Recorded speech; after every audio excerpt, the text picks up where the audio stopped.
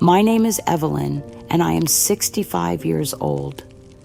For over 30 years, I worked as a government records clerk, where precision and integrity weren't just job requirements, but sacred duties.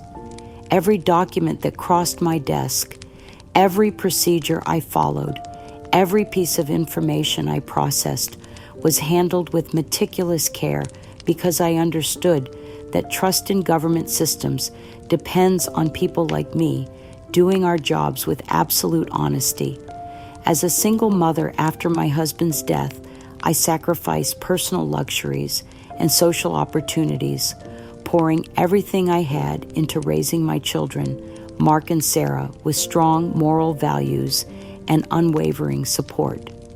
When my sister became chronically ill, I extended that same devotion to her daughter Clara, treating my niece like my own child.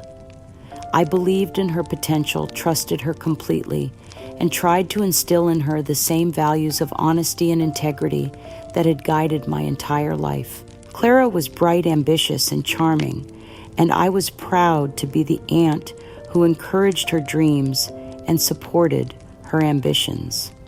Then one Tuesday morning in October, my world exploded into chaos when collection notices for accounts I'd never opened began arriving in my mail. Credit card statements showing thousands of dollars in purchases I'd never made. Loan documents bearing my forged signature for a car I'd never seen. My credit score, which had been pristine for decades, had plummeted overnight into financial ruin. The devastating investigation that followed led directly to Clara. Phone numbers, addresses, purchasing patterns all traced back to my beloved niece, who had systematically stolen my identity and destroyed my financial life. When I confronted her with the evidence, she looked me straight in the eye and accused me of imagining things, of getting confused in my old age. Even more crushing was watching my son Mark and his wife Sarah quickly rally to Clara's defense, dismissing my concerns as paranoid delusions of an aging woman who couldn't handle her own affairs. But what Clara, Mark, and Sarah didn't know was that this government records clerk had learned to be very careful about documentation. Hidden in my home were security cameras that had captured Clara's lies and manipulations.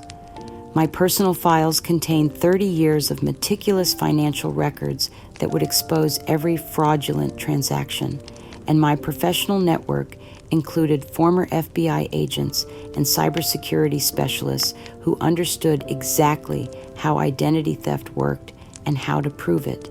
This time, their conspiracy against me wouldn't just be exposed. I would reclaim my name, my reputation, and my very identity, no matter how many family relationships had to be destroyed in the pursuit of justice. The drive to Clara's apartment complex felt like a journey to my own execution. The manila folder on my passenger seat contained printouts of credit reports, fraudulent account statements, and a timeline I'd meticulously constructed showing how each theft had coincided with Clara's visits to my home. My hands trembled on the steering wheel as I thought about the conversation ahead, still hoping against hope that there was some explanation, some misunderstanding that could preserve both my financial security and my faith in the family I devoted my life to protecting. Clara answered the door wearing a casual confidence that immediately set my nerves on edge. She was dressed in expensive clothes. I didn't remember her owning her nails freshly manicured, her whole appearance suggesting a level of affluence that didn't match her part-time retail job and shared apartment lifestyle. "Aunt Evelyn, what a surprise," she said with a smile that didn't reach her eyes. Come in. You look stressed. Is everything okay?"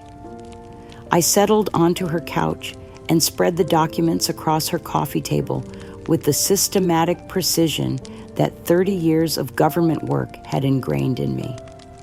"Clara, sweetheart, I need to show you something very serious. Someone has been using my personal information to open credit accounts and make purchases. The investigation I've done shows all the activity traces back to addresses and phone numbers connected to you. For just a moment, I saw something flicker across her face, a micro expression of calculation before her features rearranged themselves into innocent confusion. Aunt Evelyn, I don't understand. What are you talking about? Are you sure you didn't just forget about some accounts you opened? The suggestion that I might have forgotten tens of thousands of dollars in debt was so absurd that I almost laughed, but the seriousness of the situation killed any impulse toward humor. Clara, look at these statements. This credit card shows purchases at stores I've never been to in amounts I could never afford. This car loan is for a vehicle I've never seen, but the address on file is your previous apartment and the phone number matches one you used to use. Before Clara could respond, I heard keys in the door and watched my heart sink as Mark and Sarah entered the apartment. Clara had obviously texted them while I was speaking, summoning reinforcements for a confrontation she'd been expecting. Mom, what's going on? Mark asked, his tone already carrying an edge of irritation that suggested Clara had briefed him on my accusations before he'd even heard my side of the story. I tried to maintain my composure to appeal to the logical, fair-minded son I'd raised. Mark, someone has stolen my identity and destroyed my credit. I've traced the activity back to Clara, and I need to understand how this happened so we can fix it before it gets worse. Sarah settled beside Clara on the couch with the kind of protective positioning that made it clear whose side she'd already chosen. Evelyn, that's a very serious accusation to make against family. Are you sure you're not just confused about your own financial activities? The condescension in her voice was like a slap across my face. Sarah had known me for 15 years, had seen me manage my household budget with meticulous care, had witnessed my careful approach to every financial decision. Yet she was suggesting I might have confused myself into $30,000 of debt. Clara's performance was masterful in its apparent vulnerability. She reached for Mark's hand with tears beginning to form in her eyes. Uncle Mark, I'm scared. Aunt Evelyn is accusing me of stealing from her, but I would never do something like that. You know how much I love and respect her. I don't understand why she thinks I would hurt her. Mom, Mark said, his voice taking on the patient tone reserved for dealing with difficult elderly relatives. You're scaring Clara. Are you feeling well? Maybe you just forgot about signing up for some of these accounts. It's easy to get confused when you're dealing with a lot of paperwork. The implication that my age had somehow compromised my mental capacity was devastating and infuriating in equal measure.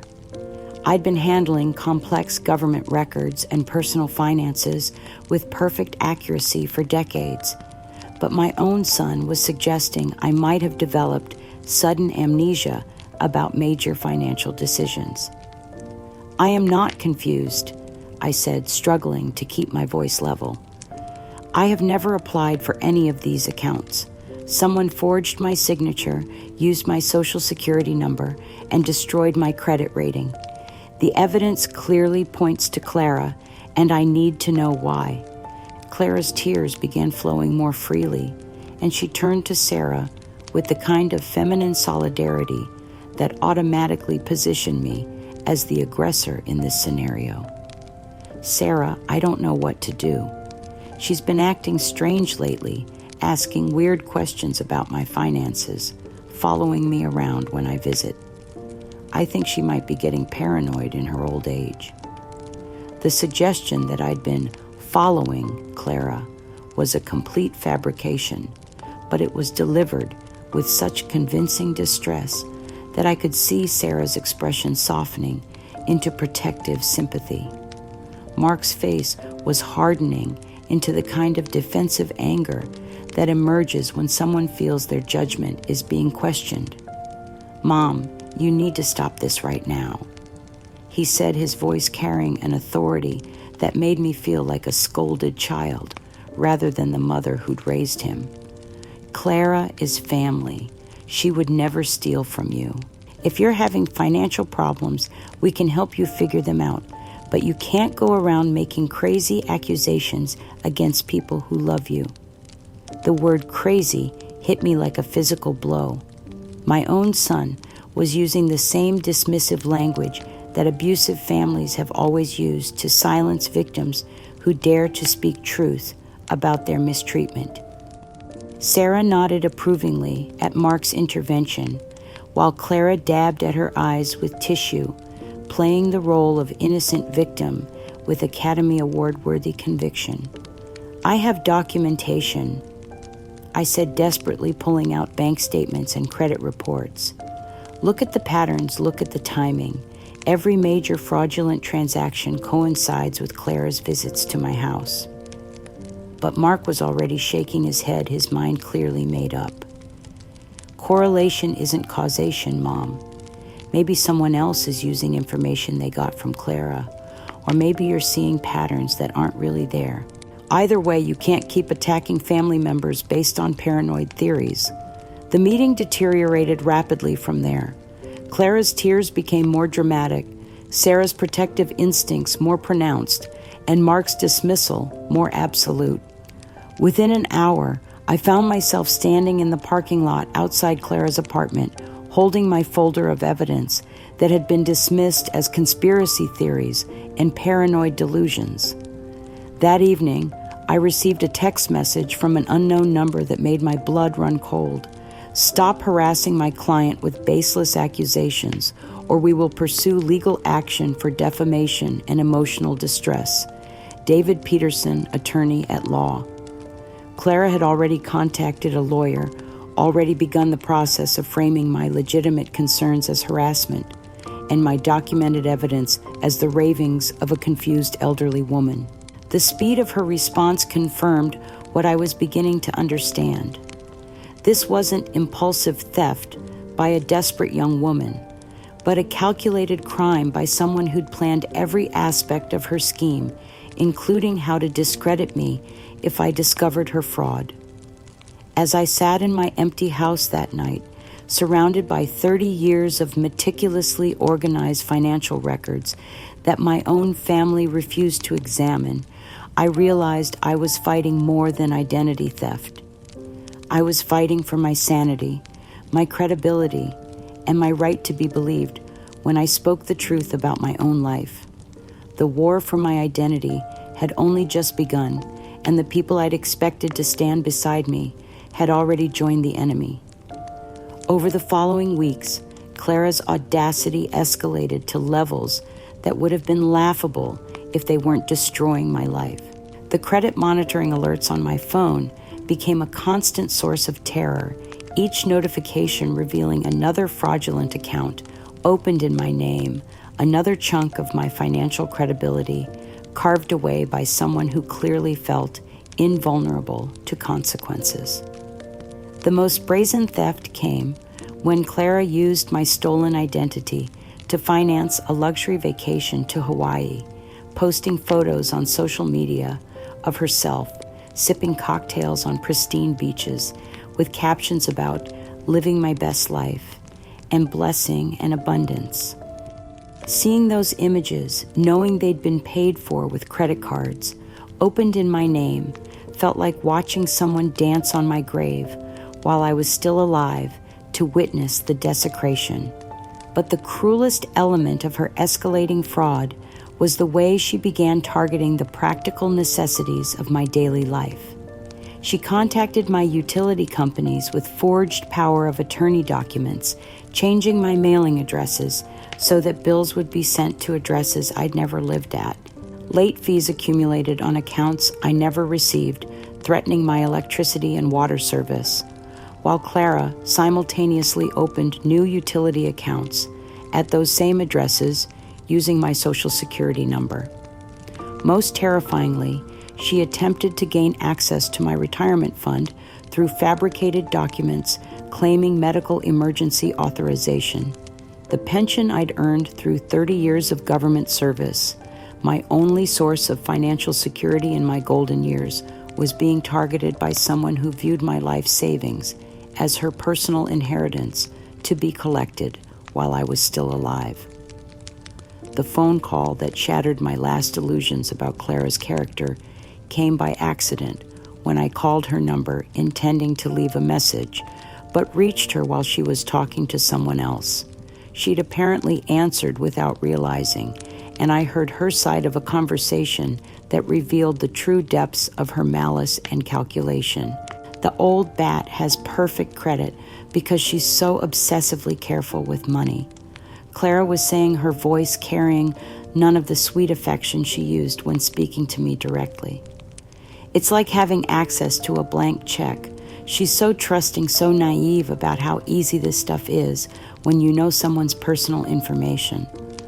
The other voice was indistinct, but Clara's responses painted a clear picture of conspiracy and premeditated fraud. She'll never figure it out until it's too late. Even if she does, who's going to believe her over me? I'm the grieving niece, whose aunt is obviously losing her mental capacity. Mark and Sarah already think she's becoming paranoid and confused. Hearing my own niece describe me as a target rather than family, listening to her mock the trust and love I'd given her for decades, felt like having my heart torn from my chest while I was conscious. This wasn't desperation or impulse. It was calculated exploitation by someone who viewed my affection as weakness and my generosity as opportunity. But it was Clara's next words that revealed the cosmic cruelty of her betrayal. The funniest part is that she still thinks I'm grateful for all her so-called help over the years. She has no idea how much I resented her charity, how patronizing it felt to have her throwing money at us like we were some kind of project. The help she was mocking represented the deepest sacrifice of my adult life, a secret I'd kept for over 20 years to protect both Clara and her mother from shame and financial ruin.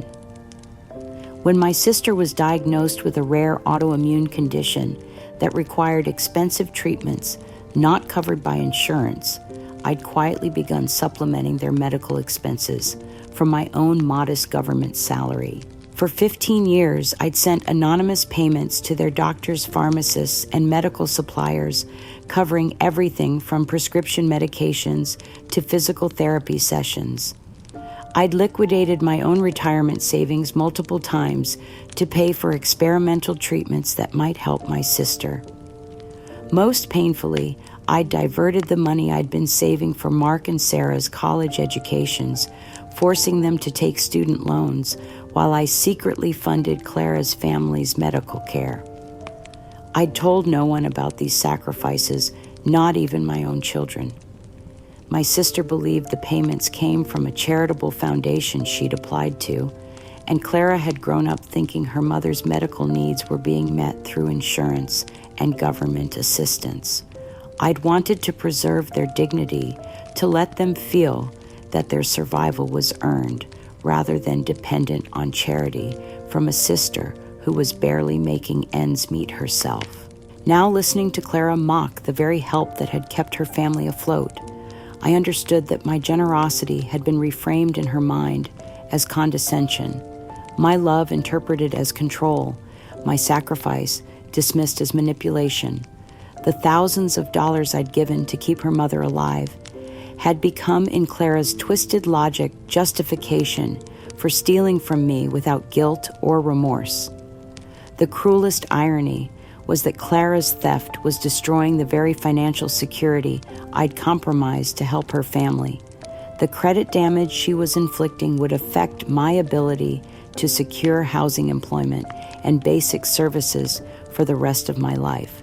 She was repaying my sacrifice by ensuring I'd spend my golden years in poverty and humiliation. When I tried to reach out to Clara one final time, hoping to appeal to whatever conscience remained beneath her greed, her response was swift and devastating. Within hours of my phone call, she'd posted a message on social media that painted me as a disturbed elderly relative who was living in the past and trying to take credit for things that happened years ago. "Some people just can't let go of their martyr complex," she wrote. "They exaggerate their own generosity and expect constant gratitude for normal family support. It's actually kind of sad when older relatives become so desperate for attention that they start making up stories about how much they sacrificed for everyone else." Mark's response appeared in the comments within minutes. "Sorry you're dealing with this, Clara. Mom has been acting strange lately, making wild claims about helping people. Don't let her guilt trips get to you." Reading my son's public dismissal of sacrifices he'd never known I'd made, seeing him support the person who was actively destroying my life, was almost more than I could bear. The family I'd devoted everything to protecting had turned against me, choosing comfortable lies over inconvenient truths. That evening, David Peterson, Clara's attorney, sent me a formal letter outlining his solution to our family dispute. He proposed a one-time payment of $5,000 in exchange for my signature on a comprehensive non-disclosure agreement that would prohibit me from ever discussing the identity theft or Clara's involvement with anyone, including law enforcement. $5,000 to cover $30,000 in fraudulent debt in exchange for my permanent silence about crimes that were still being committed. The offer was insulting in its inadequacy and terrifying in its implications. Clara and her legal team were confident they could buy my silence cheaply, knowing that my family's rejection had left me isolated and desperate. As I sat in my kitchen that night, surrounded by evidence of systematic theft, while collection agencies left increasingly threatening messages on my voicemail, I made a decision that would define the rest of my life. I'd spent 30 years ensuring that government records reflected truth rather than convenient fiction. I'd raised my children to value honesty over personal gain. I'd sacrificed my own financial security to help family members who now mocked my generosity. Clara, Mark, and Sarah thought they were dealing with a confused elderly woman who could be intimidated into silence. They were about to discover that this particular records clerk had learned very well how to document fraud, and that 30 years of government connections had taught me exactly who to call when family turned into predators.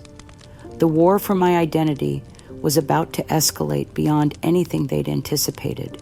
The legal papers arrived on a gray November morning, delivered by a process server who seemed apologetic about his task.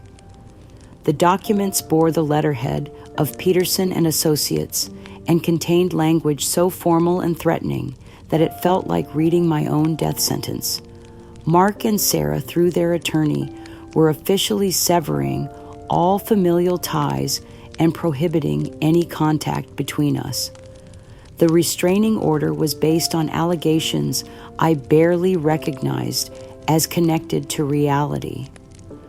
According to the sworn statements, I had been emotionally harassing Clara with baseless accusations, had been stalking family members with obsessive behavior, and had made veiled threats about destroying their reputations if they didn't support my paranoid delusions about identity theft. Every attempt I'd made to present evidence had been reframed as harassment. Every request for help had been characterized as manipulation. Every expression of hurt at their rejection had been twisted into evidence of my mental instability. The legal document painted a picture of a dangerous elderly woman whose grip on reality had deteriorated to the point where she posed a threat to innocent family members. Most devastating of all, the restraining order extended to my grandchildren, Emma and Jake, ages 7 and 5. I was legally prohibited from approaching them, contacting them, or even being present at places where they might be found. The children I'd hoped to spoil in my retirement The little ones who still called me Grandma Evie with unconscious affection were now legally protected from my presence as if I were a convicted predator.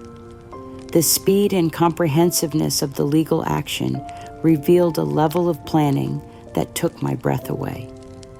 This wasn't a desperate response to family conflict. It was the execution of a strategy that Clara and my own children had been developing for weeks. They'd anticipated my resistance to the identity theft and had prepared a legal framework to neutralize me before I could expose their crimes or gather support from others. But the cruelest blow was yet to come. Despite the restraining order, I decided to make one final attempt to reach the son I'd raised the boy who'd once promised to take care of me when I got old.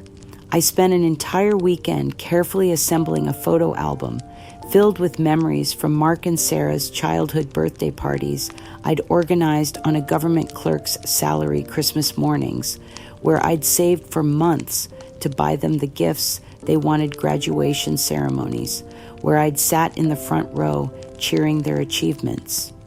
I wrote a letter to accompany the album, pouring my heart onto paper in words I hoped might penetrate the wall of lies Clara had built around them. I reminded Mark of the bedtime stories I'd read him, the soccer practices I'd never missed despite working full-time, the college application essays I'd helped him perfect when his father's death had left him uncertain about his future. I left the package at Mark's office during lunch hour, hoping his colleagues wouldn't witness what I suspected might be seen as the pathetic gesture of a delusional elderly woman. For 3 days, I allowed myself to hope that seeing those photos, reading those memories, might remind him of the mother I'd actually been, rather than the villain Clara had convinced him I'd become. The response came through social media, posted where all our mutual friends and extended family could witness my public humiliation. Sarah had taken a photo of my carefully assembled album, soaked and muddy, lying in what appeared to be a puddle beside a garbage dumpster. Her caption was brief but devastating, cleaning out the clutter. Some people just can't let go of the past. Move on. The image was liked and shared by people I'd known for decades, family friends who'd attended those same birthday parties, and graduation ceremonies colleagues from my government job who'd respected my work for 30 years. They were witnessing the literal destruction of my motherhood, the physical desecration of memories I'd thought were sacred, and their responses suggested they viewed it as justified rather than cruel. Clara's response was swift and chilling. A text message arrived from her number within hours of Sarah's post. "Consider this closed, Auntie. Don't contact me or your family again, ever." The quotation marks around the word family were like daggers to my heart. In Clara's mind, I was no longer even related to the people I'd raised and supported. I'd been erased from their lives so completely that my biological relationship to my own children was now a disputed concept requiring punctuation to indicate its questionable validity. But Sarah's campaign of destruction wasn't finished. Within days, I began receiving concerned calls from former colleagues, neighbors, and family friends who'd heard about my condition from Sarah's worried outreach. She was spreading the word that I'd developed paranoid delusions, that I was making wild accusations against innocent family members, that my behavior had become so erratic that they'd had no choice but to seek legal protection. "I'm so sorry to hear about Evelyn's troubles," my former supervisor from the records office said when she called. Sarah explained about the confusion and the false accusations. "It's heartbreaking when age affects the mind like that. Please know that if there's anything we can do to help any resources for elderly care or mental health services, we're here for you." The systematic destruction of my reputation was masterful in its completeness. Sarah was using her position as the concerned daughter-in-law to poison every relationship I had to ensure that anyone who might have supported me would instead view me as a tragic figure whose testimony couldn't be trusted. That night, sitting alone in my house, while collection agencies continued their harassment and my own family celebrated my erasure from their lives, I found myself confronting the most painful secret of my adult life.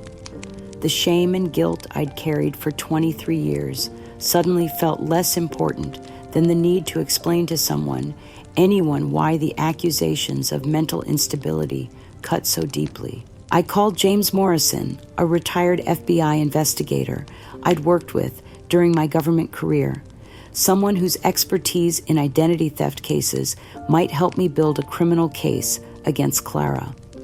When he arrived at my house and saw the evidence I'd compiled, his professional composure cracked slightly. "Evelyn, this is one of the most comprehensive identity theft cases I've ever seen," he said, reviewing bank statements and credit reports. "But I can see why your family's rejection is making it hard for you to fight back. You need to tell me everything, even the parts that might seem unrelated to the theft." So I told him about my husband's death, the secret I'd kept to protect Mark and Sarah from the devastating truth about their father's final moments. Robert hadn't died in the simple accident I'd allowed everyone to believe. He'd suffered from an undiagnosed mental illness that had manifested in increasingly paranoid and violent episodes during his final months. The night he died, Robert had become convinced that I was plotting against him, that I was planning to have him committed or arrested. In his delusional state, he'd attacked me with a kitchen knife, and in defending myself, I'd pushed him down our basement stairs. The fall had broken his neck, killing him instantly. I'd called the police and reported it as an accident, claiming Robert had fallen while carrying laundry to the basement. The responding officers, seeing a grief-stricken widow and 2 young children, hadn't questioned my account closely. The medical examiner, overwhelmed with cases and seeing no obvious signs of foul play, had ruled the death accidental. For 23 years, I'd lived with the knowledge that I'd killed my husband in self-defense, that my children had grown up believing their father died tragically, but normally that the mental illness that might run in their family had been hidden from them to protect their sense of security and normalcy. Now, as my own children accused me of paranoid delusions and mental instability, as they used the language of psychological breakdown to dismiss my legitimate concerns about criminal fraud, I felt the cosmic cruelty of secrets kept too long for the wrong reasons. James listened to my confession with the professional compassion of someone who'd heard every variety of human tragedy. When I finished, he leaned back in his chair and studied my face carefully. "Evelyn," he said quietly, "you've been carrying guilt for protecting your children from trauma they weren't equipped to handle. But the irony is devastating. They're now using the very accusation of mental illness that you feared all these years to silence you when you're trying to protect yourself from actual criminal activity." For the first time since this nightmare began, I felt understood rather than judged. James saw the patterns that my family had missed or chosen to ignore, the careful documentation, the logical progression of evidence, the consistency of my account across multiple interviews. He recognized the difference between paranoid delusions and legitimate concerns about systematic fraud. As he prepared to leave that evening, James made a promise that gave me hope for the first time in months. "We're going to expose every aspect of this conspiracy, and we're going to make sure Clara never steals from anyone else. But more importantly, we're going to prove that your mind is as sharp as it's ever been, and that the only delusion in this family is the belief that they could get away with destroying someone who spent 30 years learning how to track down the truth.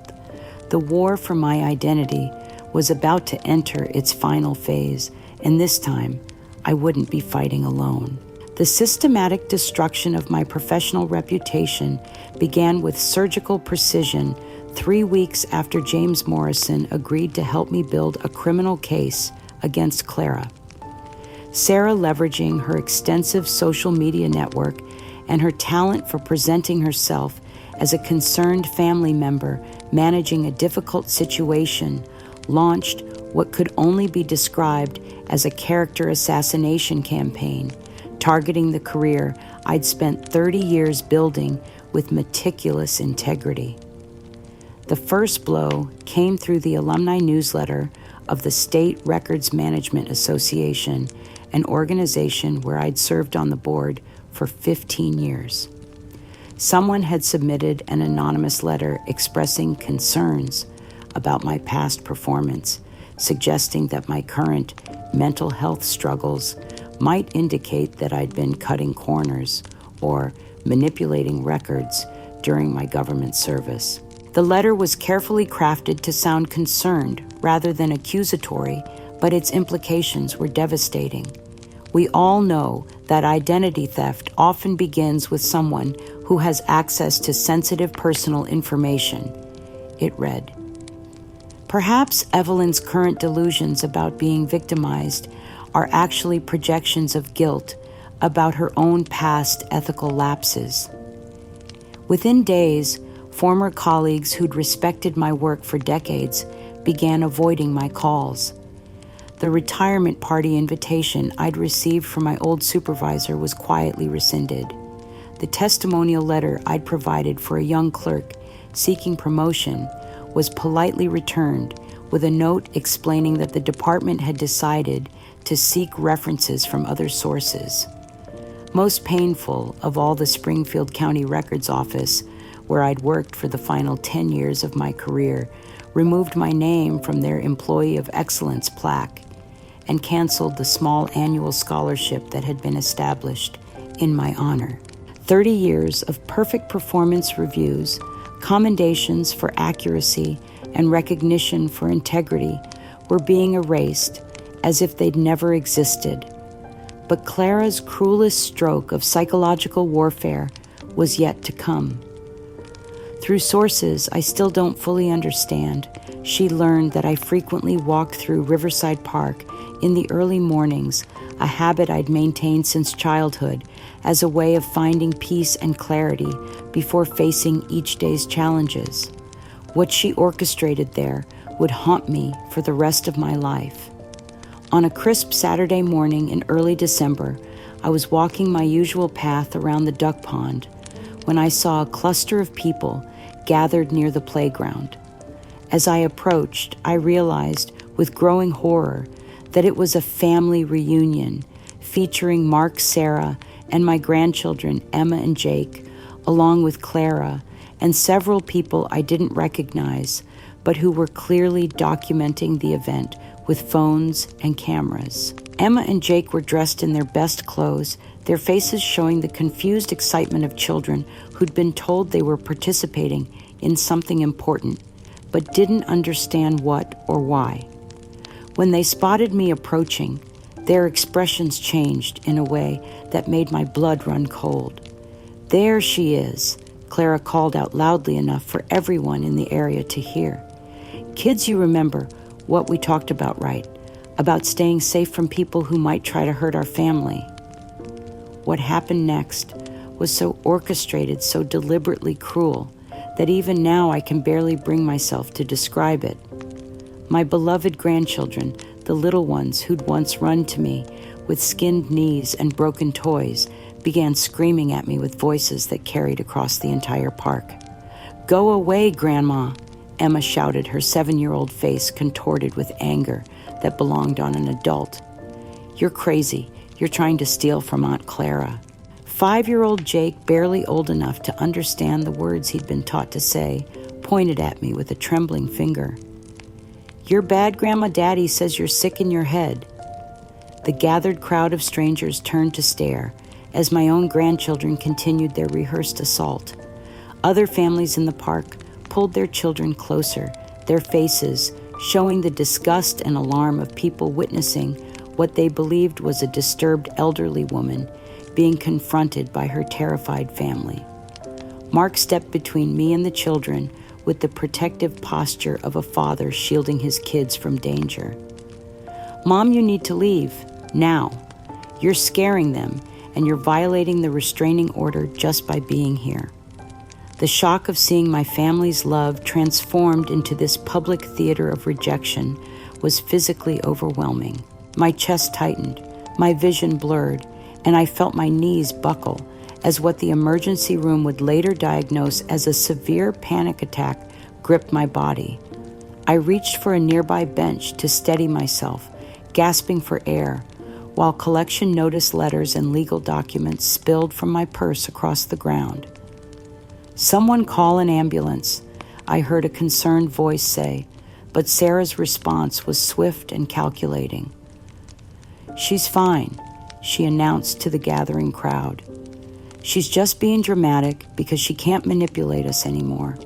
This is exactly why we had to get legal protection from her behavior." As I struggled to breathe, fighting off what felt like a heart attack, I heard Clara's voice carrying clearly over the murmur of the crowd. "This is so sad. Mental illness in the elderly can be really scary for families. We're just trying to protect the children from her paranoid episodes." The local news crew that just happened to be in the area captured footage of me doubled over beside that park bench, looking exactly like the unstable, delusional grandmother they'd painted me to be. The story that aired that evening portrayed my collapse as evidence of my mental deterioration, with interviews from concerned family members explaining how difficult it had been to get me the help I needed. The financial consequences of this escalating legal and social warfare were devastating. The legal fees for defending myself against Clara's harassment lawsuit, combined with my frozen bank accounts and the identity theft damage to my credit, had depleted my modest savings completely. Collection agencies were calling constantly, threatening garnishment of my government pension and seizure of my remaining assets. When the eviction notice arrived, I wasn't surprised, only defeated.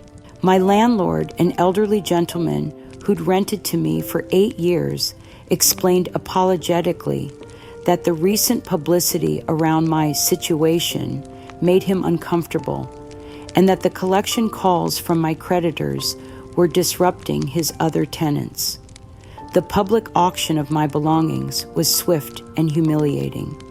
I watched from across the street as strangers rifled through 30 years of carefully chosen possessions, selling off the material evidence of my life for pennies on the dollar. My china cabinet, the one I'd saved for months to buy when Mark graduated high school, sold for $15. The photo albums documenting my children's childhood, the ones Sarah had already destroyed symbolically, were purchased by someone who probably threw them away immediately. That evening, I found myself in the intake office of Sunset Gardens Senior Community, a subsidized housing facility for elderly people with nowhere else to go. The social worker processing my paperwork recognized my name from the news coverage and made little effort to hide her disapproval. "You're the woman who was harassing her family," she said matter-of-factly. "I saw you on TV, made those poor children cry. Well, you'll need to follow our rules here. No visitors without approval, no phone calls after 9, and absolutely no disturbing other residents with your personal problems." It was in my sparse room at Sunset Gardens, surrounded by the few possessions I'd managed to save from the auction, that I found an unexpected gift from my past. Hidden in the pages of an old biography of Frances Perkins, the pioneering woman who'd served as Secretary of Labor, was a faded photograph I'd forgotten I owned. The picture showed Frances Perkins at her desk, surrounded by stacks of government documents, her face showing the determined intelligence of someone who refused to be intimidated by men who thought women didn't belong in positions of authority. On the back, in my late husband's careful handwriting, were words that made my eyes fill with tears. Like you, Evelyn, always fight for truth. Robert had given me this book for Christmas during my second year at the records office, when I was struggling with a supervisor who questioned every decision I made simply because I was a woman. He'd understood even then that my commitment to accuracy and integrity wasn't just about following procedures, but about ensuring that government systems served people fairly regardless of their background or circumstances. Holding that photograph in my cramped room, while the sounds of other displaced elderly people drifted through thin walls, I felt something rekindle in my chest that I'd thought Clara and my children had extinguished completely. Robert had seen in me the same qualities he admired in Frances Perkins: the refusal to be silenced by people who held power they didn't deserve, the determination to fight for truth, even when the odds seemed impossible. Clara, Mark, and Sarah thought they'd broken me, thought they'd reduced me to a confused old woman who could be safely ignored and forgotten. They were about to discover that some kinds of strength can't be stolen or manipulated, and that 30 years of government service had taught me exactly how to document fraud in ways that would be impossible to dismiss or destroy. The war for my identity was far from over, and this time I was fighting not just for my own vindication, but to honor the memory of a man who'd believed I had the courage to stand up for what was right, no matter the personal cost. The assault on my digital existence began subtly, like a computer virus that spreads through a system before revealing the extent of its damage. At first, I noticed small discrepancies, login attempts on old email accounts I hadn't used in years, notifications that my passwords had been changed on social media profiles I'd barely maintained. I assumed these were random hacking attempts, the kind of digital nuisance that affects millions of people every day. But Clara's campaign was far more sophisticated and personal than random cybercrime. Using my stolen identity information, she'd systematically gained access to every online account I'd ever created, every digital footprint I'd left during my 30-year government career. What she did with that access was a masterclass in character assassination and identity erasure. The first major blow came when I tried to access my employee portal at the state records management system, hoping to download documentation of my performance reviews and commendations that might help James Morrison build our case. Instead of my familiar login screen, I found an error message stating that my account had been terminated due to ethical violations under investigation. When I called the IT department in a panic, the technician's response chilled me to the bone. "Ma'am, your account was flagged for suspicious activity 3 weeks ago. Someone filed a formal complaint alleging that you'd been accessing confidential records inappropriately during your employment. The investigation is ongoing, but until it's resolved, all your historical data has been quarantined." Clara had found a way to corrupt my professional legacy from beyond my active employment, using my own stolen identity to create the appearance that I'd been unethical during my government service. 30 years of spotless reviews, commendations for accuracy, and recognition for integrity were now locked away under the cloud of a fabricated investigation that I couldn't defend against without proof that was being systematically destroyed. But the digital assault went far beyond my professional records. Clara had gained access to my personal social media accounts, most of which I'd created but rarely used, and began posting content designed to make me appear mentally unstable and financially irresponsible. The posts were written in my voice, but reflected thoughts and attitudes that were completely foreign to my character. Feeling so confused lately, read one post that appeared on my Facebook account. Can't seem to keep track of my finances. Maybe I'm getting old and forgetful. Mark and Sarah are probably right, that I need more help than I want to admit. Another post appearing on a neighborhood community forum, where I'd occasionally participated in discussions about local issues, was even more damaging.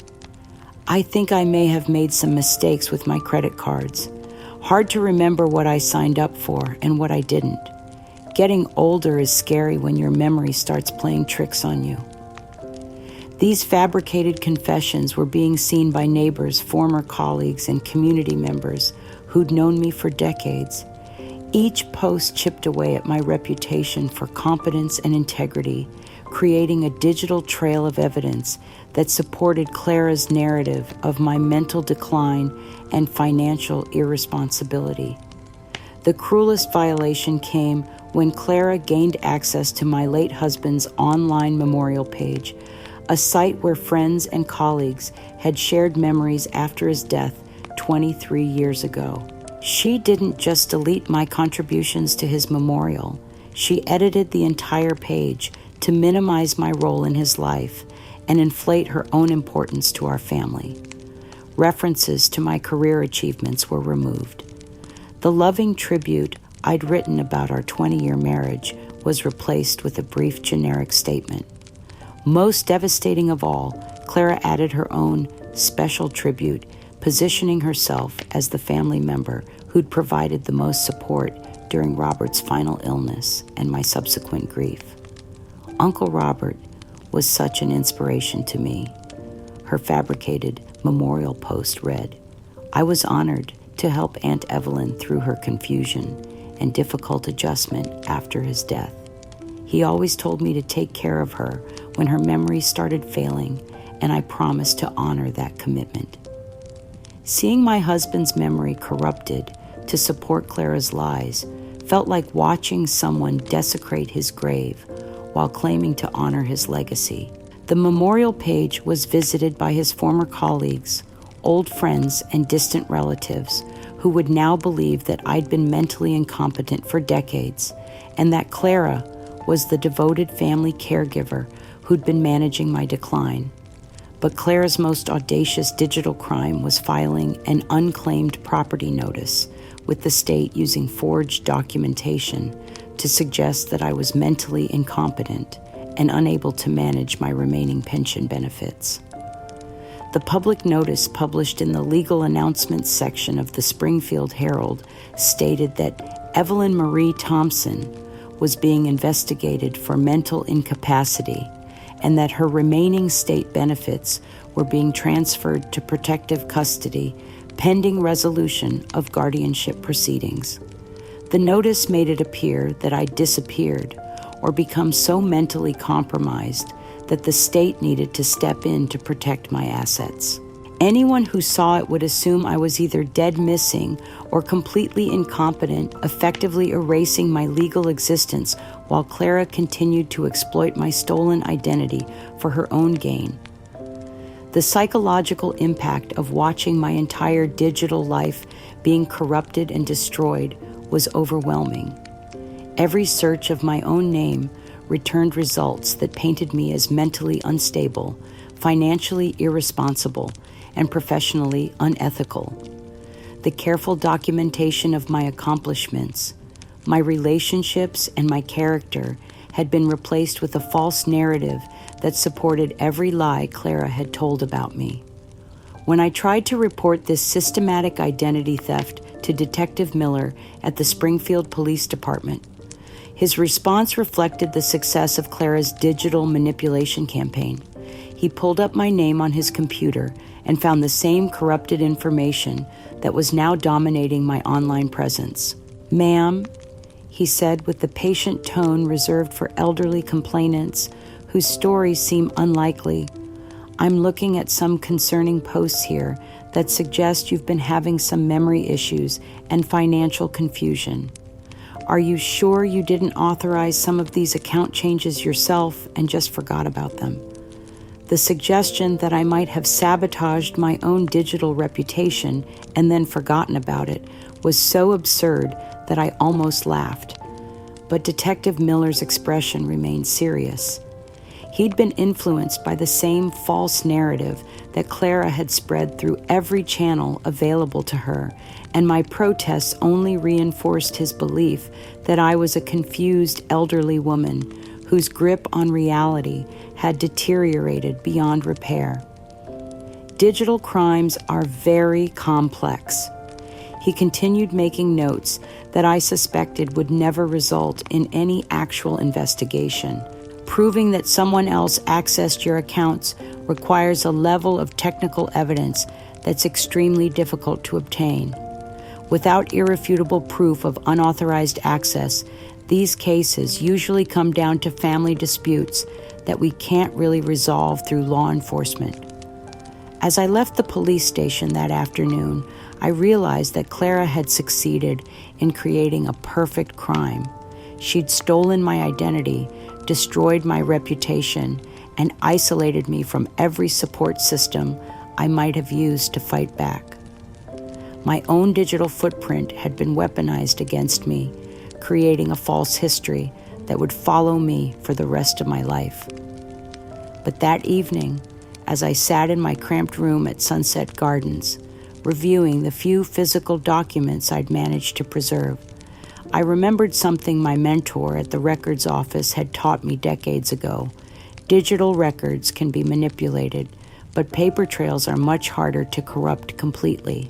Hidden in my remaining possessions was my original employee handbook from the State Records Management Office, 30 years old, and filled with procedures for maintaining accurate documentation in the face of attempted fraud or corruption. In the margins written in my own handwriting from my early training days were notes about the importance of maintaining multiple backup systems and off-site storage for critical information. Clara might have corrupted my digital existence, but she'd underestimated the old-fashioned record-keeping habits of someone who'd learned her craft before computers dominated government operations.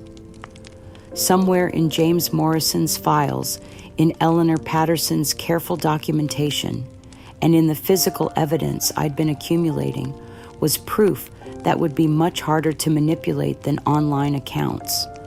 The digital war might have been lost, but the battle for truth was far from over. The final assault on my financial security came with a precision that took my breath away. Clara had been studying my situation with the methodical approach of a predator who understood exactly how to extract the last drop of blood from her prey. The reverse mortgage fraud she executed was so sophisticated that even I, with 30 years of experience reviewing government documents, initially failed to recognize the full scope of her deception. The scheme began with documents I never signed, authorizing Clara to act as my concerned family representative in financial matters due to my documented mental decline. Using the fabricated evidence of my instability that she'd been building for months, she convinced a predatory lending company that I was desperate to access the equity in my home, but too confused to navigate the process myself. The reverse mortgage application was filed using my stolen identity, but the communications all went to an address Clara controlled. Within weeks, she'd extracted nearly $80,000 in equity from the home I'd spent 20 years paying off money that disappeared into accounts I couldn't trace, while leaving me liable for debt I'd never agreed to assume. The first I learned of this latest theft was when foreclosure papers arrived at Sunset Gardens, forwarded from my old address by a postal worker who remembered my case from the news coverage. The legal documents were dense with financial terminology, but the basic message was clear. I owed more on my house than it was worth. Payments were months behind, and the property would be auctioned to recover the debt. The media coverage of my foreclosure was swift and merciless. Someone, almost certainly Sarah, had tipped off local news stations about the upcoming auction, framing it as the sad conclusion to a story of elderly financial mismanagement and family tragedy. The news crews were waiting when I arrived at my former home, hoping to salvage a few personal items before the auction. "There she is," I heard one reporter say to her cameraman. The woman who accused her own family of identity theft while she was apparently destroying her own credit and losing her house. The footage that aired that evening showed me looking exactly like what Clara wanted the world to see, a frail, confused elderly woman whose poor financial decisions had led to homelessness and destitution. My attempts to explain the reverse mortgage fraud were edited to sound like rambling excuses, and my visible distress was presented as evidence of mental instability rather than justified anger at systematic theft. But the cruelest element of this orchestrated humiliation was the public response from my own children. Mark issued a carefully crafted statement through social media that was shared hundreds of times by people who viewed him as a patient son dealing with a difficult situation. "Our family is deeply saddened by our mother's ongoing struggles with mental health and financial management," his post read. "Despite our repeated offers to help, she has chosen to pursue conspiracy theories rather than accept the assistance she needs. We can only hope that this crisis will finally motivate her to seek appropriate professional care." Sarah's contribution was even more calculated. She posted photos from a family vacation to Disney World showing Emma and Jake enjoying rides and attractions that must have cost thousands of dollars. The timing wasn't coincidental. While I was losing my home to fraudulent debt, my children were flaunting their financial comfort, demonstrating their complete indifference to my suffering. The physical toll of this systematic destruction was becoming impossible to ignore. Months of stress, inadequate nutrition, and poor sleep had left me looking years older than my actual age. My clothes hung loose on my diminished frame, my hair had thinned noticeably, and my hands shook with the constant anxiety of someone living on the edge of complete collapse. The staff at Sunset Gardens treated me with the mixture of pity and irritation reserved for residents whose problems seemed self-inflicted. They'd seen the news coverage, read the social media posts, and concluded that I was another elderly person whose poor judgment had led to preventable tragedy.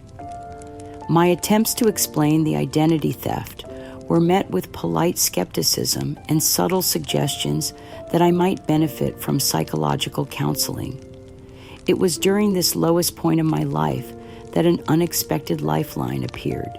Maria Santos, a young social worker who handled intake processing at Sunset Gardens, approached me one evening with a careful expression that suggested she had something important but sensitive to discuss.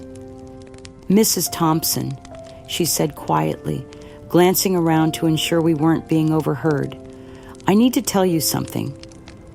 About 5 years ago, you helped me with a really complicated records issue at the DMV. I was trying to get my name changed after leaving an abusive marriage, and you stayed late to help me navigate all the paperwork and make sure everything was filed correctly." The memory came flooding back, a young woman with bruises, barely concealed by makeup, terrified that her ex-husband might track her down if her new identity wasn't properly documented. I'd spent hours ensuring that every form was completed correctly, that her old name was sealed in protected files, that she had the documentation she needed to build a new life safely. "You probably don't remember me," Maria continued, "but you saved my life that day. You treated me with respect when other people made me feel like I was just another problem to process. You made sure I had what I needed to stay safe." She reached into her pocket and pulled out a small, worn leather case that looked familiar, but that I couldn't immediately place. "When they auctioned off your belongings, I bought this. I thought you might want it back." Inside the case was my father's fountain pen, the one he'd given me when I started my career in government service. It was a modest gift from a working-class man who'd been proud of his daughter's professional achievement, and I'd used it to sign every important document of my career. Engraved on the side in my father's careful script were the words, "Truth never changes." But it wasn't just the pen that Maria had preserved for me. Hidden in the case's silk lining was a folded piece of paper that I initially thought might be an old warranty or instruction manual. When I unfolded it, I found a note in handwriting I recognized as belonging to my first supervisor at the records office, a wise woman named Helen Morrison, who'd mentored me through my early years in government service. Evelyn. The note read, "If you're reading this, it means someone has tried to question your integrity or competence. Remember that the most important records are the ones kept in the hearts of people whose lives you've touched. Trust the documentation, follow the procedures, and never let anyone convince you that truth is negotiable. The system works when good people refuse to let it be corrupted." The note was dated just before Helen's retirement 20 years ago, and I realized she must have hidden it in my pen case as a farewell gift, knowing that someday I might need this reminder of my own values and capabilities. Reading her words while sitting in a subsidized senior facility, branded as mentally incompetent and financially irresponsible, felt like receiving a message from beyond the grave. Maria squeezed my hand gently as I wiped away tears I hadn't realized were falling. "Mrs. Thompson, I don't know what's really happening with your family situation, but I know the kind of person you are. You helped me when I had nowhere else to turn, and you did it because it was right, not because you expected anything in return. If you're fighting for the truth about something, then I believe you." For the first time in months, I felt like someone saw me as I really was, rather than as Clara's lies had painted me. Maria's faith in my character, Helen's prescient message about maintaining integrity in the face of corruption, and my father's pen with its simple inscription about unchanging truth combined to ignite something in my chest that I thought Clara had destroyed forever. The financial destruction was complete. My reputation was in ruins, and my family had abandoned me to the streets. But the most important asset I possessed, the one thing Clara couldn't steal or corrupt, was my knowledge of how systems actually worked, and my commitment to following procedures that protected truth from manipulation. The war wasn't over. It was just entering a phase where decades of professional experience would finally prove more valuable than money, social media influence, or family connections. The comprehensive evidence package that would either vindicate me completely or destroy my last hope for justice took 3 weeks to assemble. Working with James Morrison and his cybersecurity specialist, I compiled what we believed was irrefutable proof of Clara's systematic identity theft. Original timestamps from my home security cameras showing Clara accessing my mail and personal documents, side-by-side comparisons of my pristine credit history before her theft began, and a forensic analysis of the digital manipulation she'd used to corrupt my online presence. But the most important element of our case was a deeply personal video message I recorded for Mark and Sarah speaking directly to the camera in Maria Santos's office at Sunset Gardens. In 20 minutes of raw, unguarded honesty, I laid out the complete timeline of Clara's fraud, showed them documentation they'd refused to examine, and made one final appeal to whatever love and respect they might still feel for the mother who'd raised them, Mark Sarah. "I know you believe I'm confused or mentally unstable," I said, looking directly into the camera lens as if I could reach through it to touch their hearts. "But I need you to look at this evidence with the same careful attention you'd give to any important decision in your own lives. I need you to remember the mother you knew for 30 years before this crisis began, and ask yourselves whether that woman would suddenly become paranoid and delusional without a real cause. The video showed my hands, as they were now thinner than they should be, trembling slightly from stress and poor nutrition, but still capable of organizing documents with the systematic precision that had defined my professional life. I walked them through every fraudulent account, every forged signature, every piece of evidence that proved Clara had stolen my identity while positioning herself as my concerned caregiver. I'm not asking you to turn against Clara because I'm angry or hurt. I continued my voice, carrying the exhaustion of someone who'd been fighting an impossible battle for months. I'm asking you to look at the facts and protect yourselves, because someone who would steal from me without hesitation won't stop there. If she's willing to destroy me, she's willing to destroy anyone who becomes inconvenient to her plans. The plan for delivering this evidence was necessarily complex, given the restraining order that prohibited any direct contact with my children. Maria Santos had agreed to act as our intermediary, using her professional credentials as a social worker to request a meeting with Mark and Sarah about important family mental health information that needed to be reviewed. The package was disguised as a standard psychological evaluation folder, the kind that social workers routinely share with family members when developing care plans for elderly relatives. Inside the official-looking binder were copies of all our evidence, the video message loaded onto a tablet, and a cover letter from James Morrison explaining the criminal case we were prepared to file if Mark and Sarah were willing to cooperate with a legitimate investigation. Maria was scheduled to deliver the package on a Tuesday afternoon when Mark would be working from home, and Sarah would be available to participate in what they thought was a routine consultation about my treatment options. For 2 days, I allowed myself to hope that seeing the evidence laid out professionally, hearing my voice without Clara's manipulation, might finally break through the wall of lies that had separated us. But Clara's paranoia and preparation exceeded even our careful planning. Through sources I still don't understand, she'd learned about our evidence-gathering efforts and had been monitoring my activities at Sunset Gardens.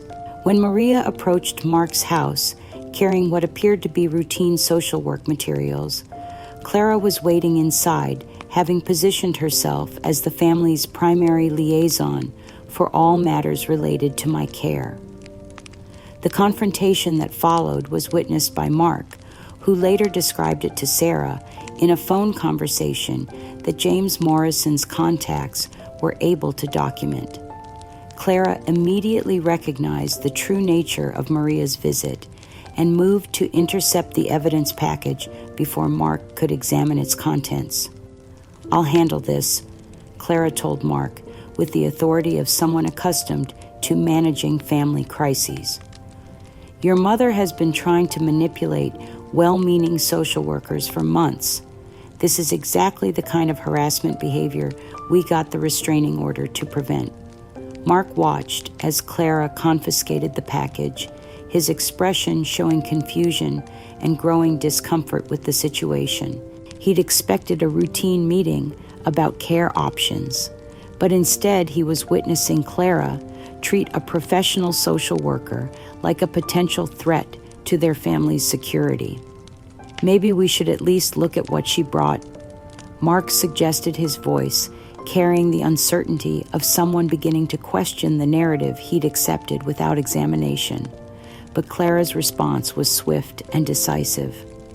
"Mark, this is just more of your mother's elaborate conspiracy theories.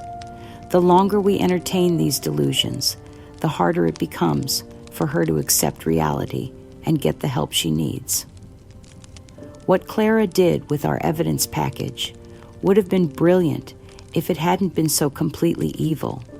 Instead of simply destroying the materials, she extracted the most damaging element, my personal video message, and began the process of turning my desperate plea for truth into a weapon against my own credibility. Using sophisticated editing software, Clara spliced together fragments of my 20-minute message, removing context and manipulating audio levels to make me appear unhinged and vengeful. She took clips where I mentioned proof and stolen identity and assembled them into a narrative that sounded like the paranoid ramblings of someone whose grip on reality had completely deteriorated. The edited video was then sold to Inside Story, a national tabloid television program that specialized in exploiting family drama for entertainment value. Clara presented herself as the concerned family member who'd been documenting her aunt's progressive mental decline and who now felt compelled to seek public help for a situation that had spiraled beyond their ability to manage privately. We tried everything to help Aunt Evelyn. Clara told the television interviewer, her performance flawless in its apparent anguish. But she's become completely obsessed with these conspiracy theories about identity theft. She makes these desperate videos trying to convince people that her own family is stealing from her. It's heartbreaking to watch someone you love lose touch with reality so completely. The edited video that aired nationally made me look exactly like what Clara claimed. I was a disturbed elderly woman whose paranoid delusions had grown so elaborate that she'd created fake evidence to support her accusations against innocent family members. My careful documentation appeared to be the obsessive behavior of someone whose mental illness had manifested as systematic persecution fantasies. Mark watched the broadcast with a growing sense of horror that had nothing to do with my appearance on national television. He remembered Clara intercepting Maria's package, remembered her refusal to let him examine the contents, remembered the triumphant expression on her face when she'd confiscated evidence that might have supported my claims. For the first time since this nightmare began, Mark was forced to confront the possibility that Clara had been lying to him, that his mother's accusations might have been legitimate, that he'd been manipulated into abandoning someone who'd needed his protection rather than his rejection. When Sarah watched the same broadcast, her reaction was different but equally devastating. She felt deep shame at seeing her mother-in-law publicly humiliated on national television, but instead of questioning Clara's role in creating that humiliation, she directed her anger at Mark for allowing the situation to reach such a public crisis point. "This is your family's mess," she told him coldly. "Your mother, your crazy aunt, your problem. I'm tired of dealing with the embarrassment of being connected to this circus." The national broadcast destroyed what remained of my credibility and support systems. Former colleagues who might have been willing to vouch for my character saw the edited video and concluded that I'd indeed suffered some kind of mental breakdown. Neighbors who'd known me for years crossed the street to avoid acknowledging me when I appeared in public. Most devastatingly, the physical stress of watching my final plea for justice being perverted into proof of my insanity triggered a small stroke that left me temporarily unable to speak clearly or control the left side of my body. The medical emergency provided even more evidence for Clara's narrative of my declining mental and physical health. As I lay in the emergency room at Springfield General Hospital, struggling to form words, while medical staff discussed my case in the hallway, I heard one nurse comment to another, "That's the woman from the TV show, the one who was making crazy accusations against her family. So sad when dementia gets this bad." But even in that moment of absolute defeat, as my body betrayed me and the world dismissed me as a cautionary tale about elderly mental illness, I held on to the knowledge that Mark had seen Clara intercept our evidence.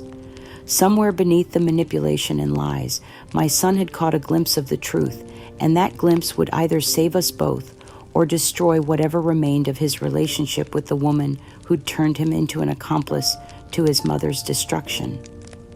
The war for my identity had reached its darkest hour, but the final battle was still to come.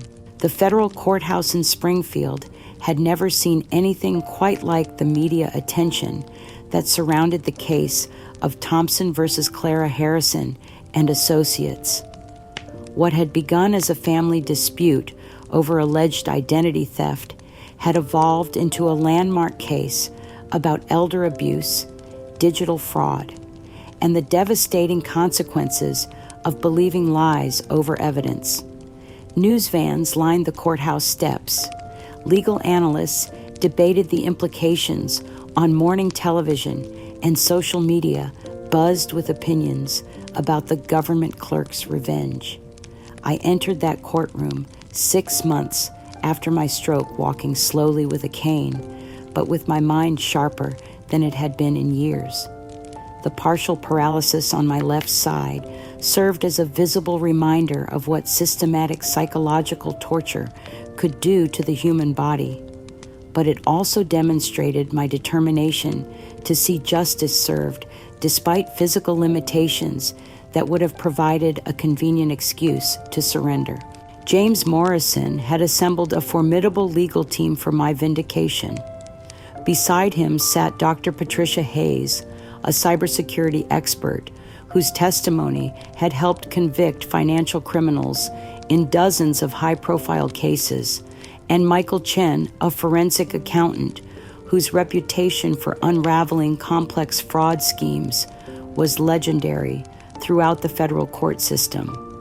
The courtroom was packed with spectators, including many of my former colleagues from the State Records Management Office who'd come to witness either my vindication or my final humiliation.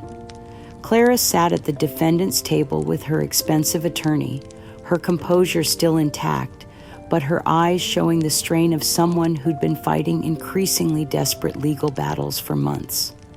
Mark and Sarah occupied the gallery, their faces showing the exhaustion of people who'd been living under a cloud of uncertainty and growing doubt.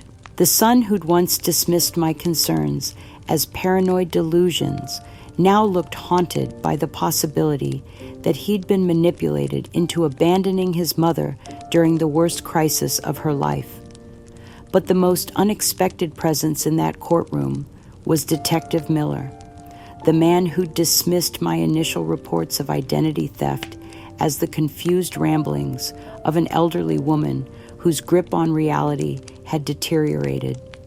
His presence at the prosecution table suggested a dramatic reversal that would either vindicate my faith in the justice system or confirm my worst fears about institutional bias against elderly victims.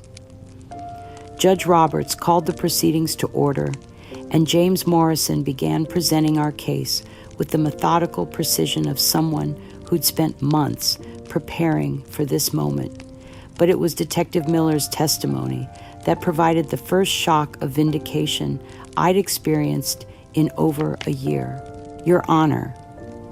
Detective Miller began his voice carrying the weight of professional embarrassment and genuine remorse.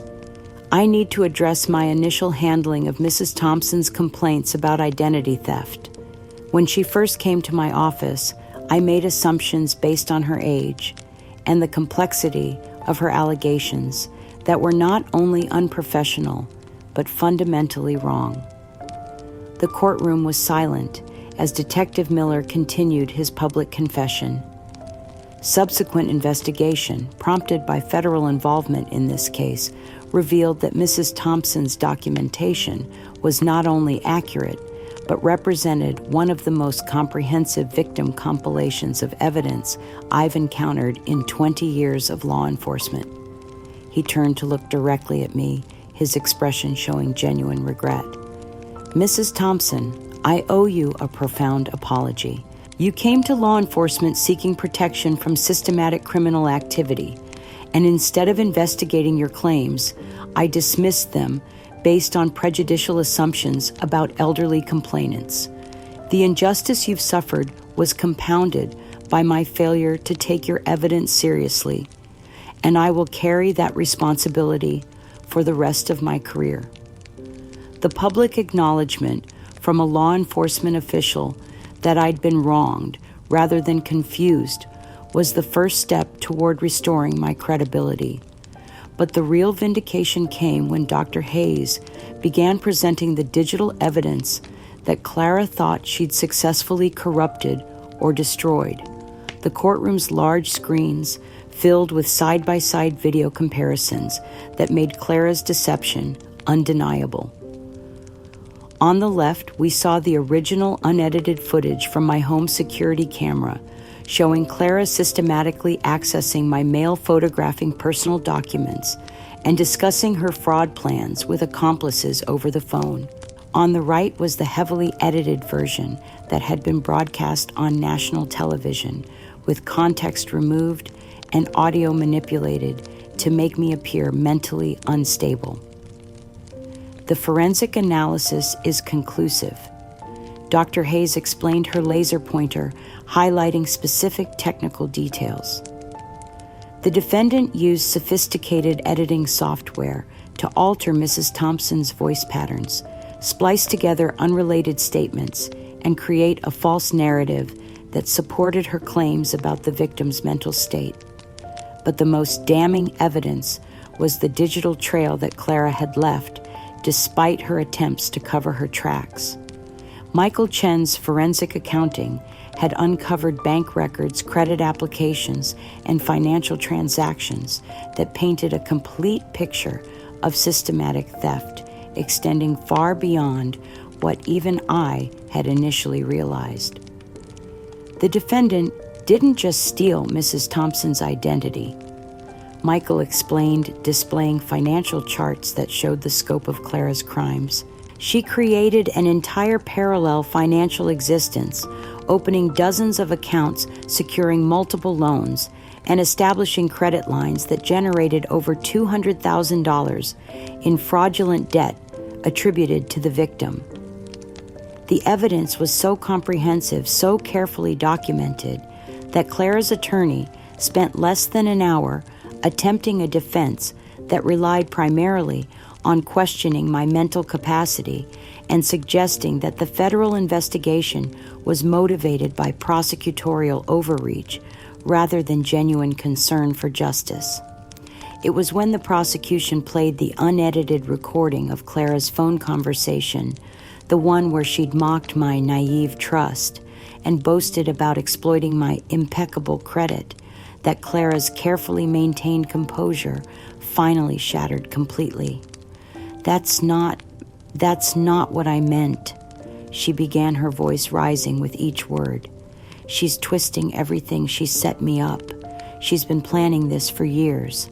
As the evidence mounted and her lies were systematically exposed, Clara's breakdown accelerated beyond anything her attorney could control. She stood abruptly from the defendant's table, pointing at me with a shaking finger. "You vindictive old witch," she screamed, her voice cracking with desperation. "You destroyed my life, everything I worked for. You turned my own family against me." The irony of her accusations was so profound that several spectators gasped audibly. Clara was accusing me of the exact crimes she'd committed, projecting her own cruelty onto the victim she'd systematically destroyed.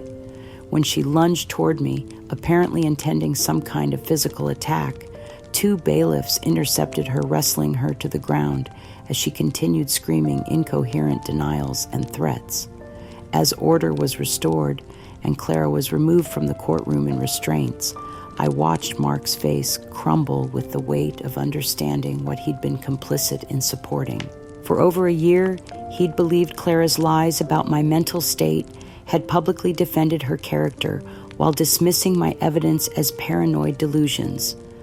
Now, watching her violent breakdown in open court, hearing the unedited recordings of her mockery and manipulation, he was forced to confront the truth about the woman he'd chosen to believe over his own mother. The look of horror and shame on his face was almost harder to bear than his previous rejection had been. Sarah's reaction was different but equally devastating. She seemed more concerned about the public humiliation of being associated with Clara's crimes than about the injustice that had been done to me. Her focus remained on protecting her own reputation rather than acknowledging the suffering her compliance had enabled. But it was the sight of Emma and Jake in the courtroom gallery that broke my heart most completely. Now, 8 and 6 years old, they were beginning to understand that the woman they'd been taught to fear and reject was actually the victim, while the aunt they'd been encouraged to trust was the real danger to their family. Their confused, frightened faces reflected the terrible cost of Clara's manipulation. These innocent children had been turned into weapons against their grandmother, forced to participate in a cruel theater that had damaged everyone it touched. The love we'd once shared couldn't be easily restored after such profound betrayal and manipulation. As Judge Roberts called for a recess to prepare for sentencing, I felt a complex mixture of vindication and sorrow. The truth had finally been heard. Justice was finally within reach. But the family that had been destroyed by Clara's lies couldn't be rebuilt simply by exposing her crimes. The victory was complete, but it was also profoundly bitter. Sometimes, winning means losing everything you fought to save. The sentencing hearing took place 3 weeks later after Clara's attorney had exhausted every possible appeal and delay tactic available to him. Judge Roberts' verdict was comprehensive and unforgiving, delivered with the moral authority that comes from witnessing the systematic destruction of an innocent person by someone who should have protected her. In 35 years on this bench, he began his voice carrying through the packed courtroom. I have rarely encountered such calculated cruelty disguised as family concern. The defendant, Clara Harrison, orchestrated a campaign of financial fraud, identity theft, and psychological manipulation that destroyed not only her victim's credit and reputation, but nearly cost Mrs. Thompson her life through the stress-induced medical emergency that this court considers a direct result of the defendant's criminal actions. The criminal penalties were severe and comprehensive. Clara was sentenced to 12 years in federal prison for identity theft fraud, elder abuse, and conspiracy. She faced restitution of over $300,000, representing not only the money she'd stolen, but punitive damages for the systematic destruction of my life and reputation. Her assets were frozen, her property seized, and her professional licenses permanently revoked. But beyond the criminal penalties, Clara faced social consequences that extended far beyond her prison sentence. The national media coverage had made her name synonymous with elder abuse and family betrayal. Her former friends and colleagues publicly distanced themselves from her, and her social media accounts were flooded with condemnation from strangers who'd followed our case. The woman who'd once thrived on admiration and social status found herself completely isolated, branded as a predator who'd preyed on the family member who'd loved and trusted her most. Her future, even after release from prison, would be defined by the crimes she'd committed against me. But Clara's imprisonment, while satisfying from a justice perspective, couldn't repair the damage her lies had inflicted on the relationships that had mattered most to me. Mark's complicity in my persecution, his willingness to believe Clara's accusations over my documented evidence, had created a chasm between us that proved impossible to bridge. The letter he sent me from Colorado, where he'd retreated after the trial, was both heartbreaking and final in its implications. Written in handwriting that seemed to have aged years, in the span of months, his words carried the weight of shame that had become too heavy for him to bear. "Dear Mom," it began, "I know that no apology can undo the damage I caused by believing Clara's lies about you. I know that my failure to investigate her claims, my willingness to dismiss your evidence as paranoid delusions, contributed to the worst period of your life. I was weak and I was wrong, and I don't know how to live with what I allowed to happen to you." The letter continued for 3 pages, detailing his understanding of how Clara had manipulated him, his horror at learning the extent of her crimes, and his inability to face me with the knowledge of his own complicity. But the final paragraph confirmed my worst fears about our future relationship. "I can't ask for your forgiveness because I haven't earned it, and I can't promise to be a better son because I've proven that my judgment can't be trusted when it matters most. You deserve better than a son who abandoned you when you needed him most, and I think the kindest thing I can do now is stay away so you can rebuild your life without the constant reminder of how badly I failed you." Reading those words was like losing my son twice, once to Clara's manipulation and again to his own shame and self-imposed exile. He'd chosen to disappear from my life rather than do the difficult work of rebuilding trust and making amends, leaving me with justice, but not reconciliation. Sarah's fate was perhaps more fitting than any formal punishment could have been. Her marriage to Mark couldn't survive his retreat into shame and isolation, and their divorce was swift and bitter. Her social climbing ambitions were destroyed by her association with Clara's crimes, and her former friends treated her as toxic collateral damage from a scandal they wanted to forget. She'd built her identity around her position in social hierarchies that valued appearance over substance, and when her family became synonymous with fraud and elder abuse, those hierarchies rejected her completely.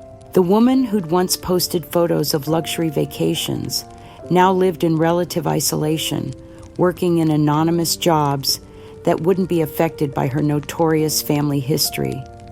But the most heartbreaking casualties of Clara's crimes were Emma and Jake, now old enough to understand that their beloved aunt was a criminal, and their father had helped persecute their innocent grandmother.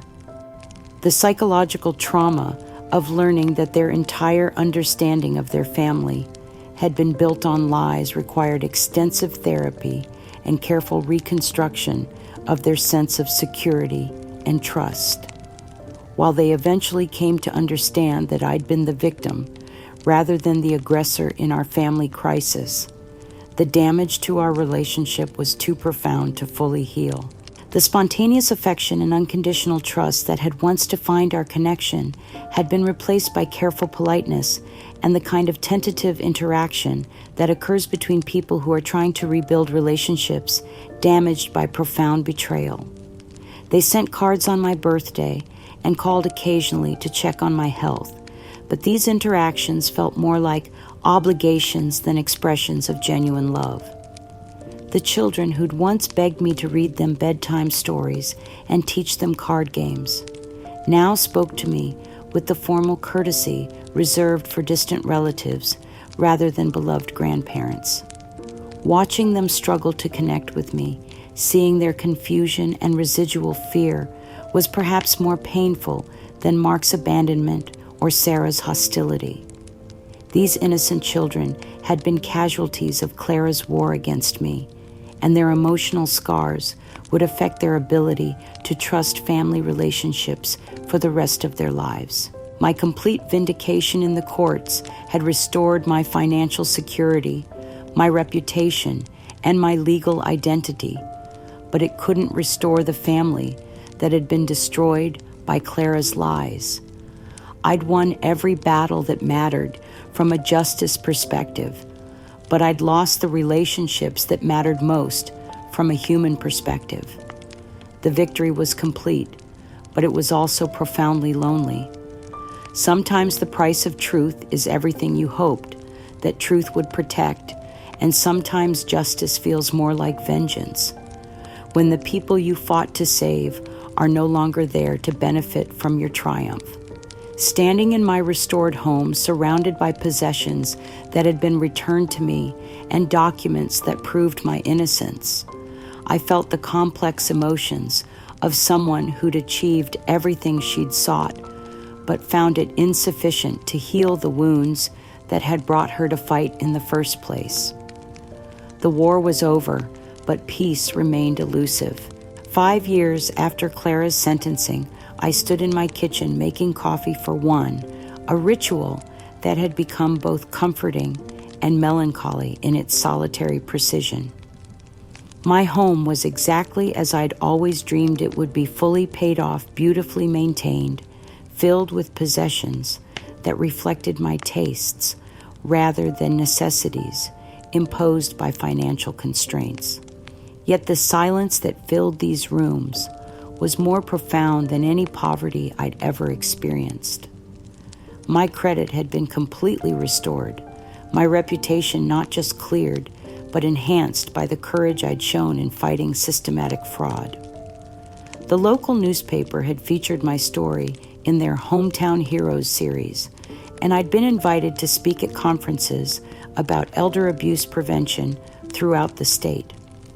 My expertise in recognizing and documenting identity theft had made me a valuable resource for law enforcement agencies and victim advocacy groups. 3 mornings a week, I volunteered at the Regional Identity Theft Prevention Center, helping other elderly victims navigate the complex process of reclaiming their stolen lives. The work was meaningful and necessary, but it also served as a constant reminder of my own losses. I could help strangers rebuild their financial security and legal identity, but I couldn't restore the family relationships that Clara's lies had destroyed. The center's conference room wall displayed a framed copy of the judge's final statement from Clara's sentencing hearing, recognizing my extraordinary perseverance in pursuing justice despite systematic attempts to discredit her credibility and competence. Visitors often commented on the significance of that official vindication, but what they couldn't understand was how empty such recognition felt when there was no family left to share in the victory. Mark remained in Colorado working as an accountant for a small firm that probably didn't know about his family's history with identity theft and elder abuse. The few updates I received came through mutual acquaintances who mentioned seeing him at professional conferences or running into him at grocery stores where he looked older than his years and avoided conversations about family. He'd never returned to Springfield, never attempted to rebuild our relationship, never moved beyond the shame and guilt that had driven him into exile. His choice to disappear rather than face the difficult work of making amends had left me with questions that would never be answered and an absence that would never be filled. Sarah had moved to Arizona, where her history was unknown, and she could start over without the burden of being associated with Clara's crimes or Mark's complicity. She'd remarried quietly, taking her new husband's name, and apparently deciding that her previous life was best forgotten entirely. The few photos I'd seen on social media showed her looking carefully happy, but with an edge of wariness that suggested she remained haunted by her role in our family's destruction. Emma and Jake were now 13 and 11, growing up in foster care after Mark's retreat into isolation left them without adequate family support. The state had determined that their psychological trauma required specialized placement with families trained in helping children recover from complex family abuse situations. They sent me cards twice a year, carefully worded messages that their therapists had probably helped them compose. Dear Grandma Evelyn, thank you for thinking of us on our birthday. We hope you are doing well. Love, Emma and Jake. The formality of these communications broke my heart more than their absence might have, because they represented the careful distance that trauma had taught them to maintain with all family relationships. I'd offered repeatedly to provide financial support for their care, to attend their school events, if they wanted me there to be whatever kind of grandmother they could tolerate having in their lives. But their guardians consistently explained that the children needed stability and predictability, and that contact with family members associated with their trauma might interfere with their healing process. So I watched them grow up through occasional photographs shared by social workers celebrating their achievements from afar, and grieving for the relationship we might have had if Clara's lies hadn't poisoned their understanding of who I was. They were beautiful, intelligent children who deserved better than the family chaos that had defined their early years. The spare bedrooms in my house had been converted into office space for my advocacy work, but sometimes I found myself standing in the doorway of what had been Mark's childhood room, remembering the little boy who'd asked me to check under his bed for monsters. The real monsters, it turned out, had been the ones who wore familiar faces and spoke in loving voices while planning destruction. My evenings were spent reading in the same chair where I'd once helped Mark and Sarah with homework, but now the silence was broken only by the sounds of an empty house settling into darkness. I'd gained financial security, professional recognition, and complete vindication, but I'd lost the family that had given my life meaning and purpose for 30 years. The truth had set me free, but freedom felt more like exile when there was no one left to share it with. I'd fought for justice and achieved it completely, but justice couldn't restore innocence once it was lost, or rebuild trust once it was shattered. Friends and colleagues often told me I should be proud of what I'd accomplished, that my victory over Clara would protect other families from similar predators. And they were right. My case had led to stronger protections for elderly victims of identity theft and better training for law enforcement officers dealing with elder abuse allegations.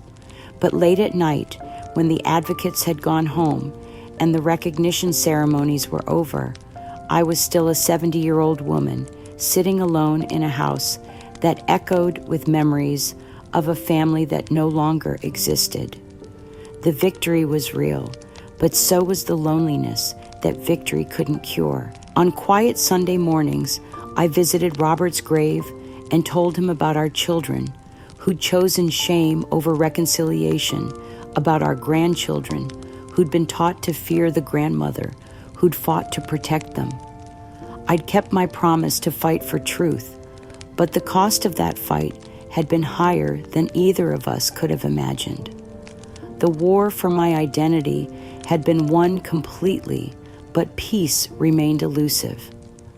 Some battles are worth fighting, even when victory feels more like loss, and some truths are worth preserving, even when they leave you standing alone in the aftermath of their revelation. Looking back now, from the quiet sanctuary of my restored but solitary home, I understand that my story is not really about identity theft or family betrayal, though those elements define the darkest chapters of my recent years. It's about the fundamental choice we all face when confronted with systematic injustice. Do we surrender our truth to preserve relationships that have already been corrupted by lies, or do we fight for what's right, regardless of the personal cost? For 2 years, I lived in the hell that Clara created through her theft and manipulation, watching my family turn against me while my financial security and reputation were systematically destroyed. I lost my home, my health, my relationships with my children and grandchildren, and nearly lost my sanity to a conspiracy so elaborate that it convinced an entire community I was mentally unstable. But I also discovered that some things cannot be stolen, manipulated, or destroyed by people who mistake cruelty for cleverness. My commitment to truth, my professional integrity, my refusal to accept injustice as inevitable all proved stronger than Clara's lies and more enduring than my family's willingness to believe convenient fictions over documented facts. The victory was complete in every legal and financial sense. Clara is serving a 12-year prison sentence. My identity and credit have been fully restored, and my case has become a landmark example of how elderly victims can successfully fight back against sophisticated fraud. But the personal cost was higher than I could have imagined when this nightmare began. Mark's retreat into shame-driven exile. Sarah's decision to erase her past rather than face it. Emma and Jake's need for distance from all family connections. These losses cannot be undone by court victories or financial restitution. Some relationships once broken by profound betrayal cannot be rebuilt simply by exposing the truth about what destroyed them. Yet I've found unexpected peace in a life rebuilt around purpose rather than family connection. My work helping other identity theft victims has given meaning to suffering that once seemed senseless. Every case I help resolve, every elderly person I help protect from predatory family members, every law enforcement officer I train to recognize elder abuse represents a small victory against the kind of cruelty that Clara represented. The children and grandchildren I've lost have been replaced in some small measure by the strangers who've become allies in the fight for justice and protection for vulnerable elderly people. James Morrison, Detective Miller, Maria Santos, the social workers and attorneys and advocates who stood with me when my own family abandoned me. These relationships have taught me that chosen family can be as meaningful as biological connections. At 70, I've learned that integrity is its own reward, that truth has power that lies cannot ultimately overcome, and that sometimes the greatest gift we can give ourselves is the courage to fight for what's right, even when we must fight alone. The scars remain, but they no longer define me. I am Evelyn Thompson's survivor, an advocate, a woman who refused to surrender her identity to people who thought they could steal it with impunity. The silence in my house still echoes with loss, but it also resonates with the quiet satisfaction of a life lived according to principles that could not be corrupted or manipulated. Some victories are worth any price, and some truths are worth preserving, even when their revelation leaves you standing alone in their light. In